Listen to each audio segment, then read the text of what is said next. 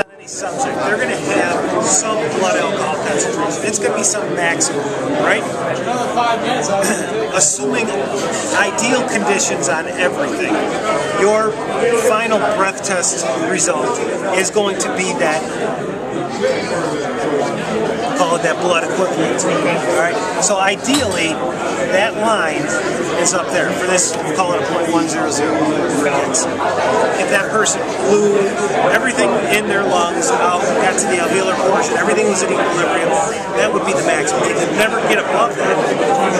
But because any breath tester has to have sample acceptance parameters to allow for receiving breath samples from the vast majority of people out in the general public. And depending on how that sampling is done, on one breath test you may see that they've hyperventilated, so you're not getting to that bottom alveolar portion of the lung quickly. The slope is kind of dragged out. Okay? And if they were able to blow 50 seconds, they would eventually get out to that asymptotic where they converge and meet.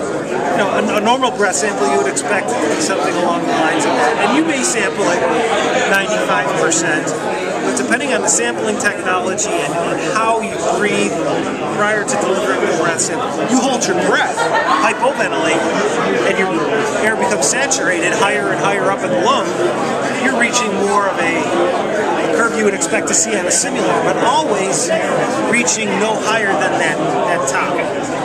The study on the 8,000 and all that kind of stuff, not only do you have this condition, but because of that 6-second or 4-second, however long it is, averaging, this curve is even muted out further. So the actual real time is this.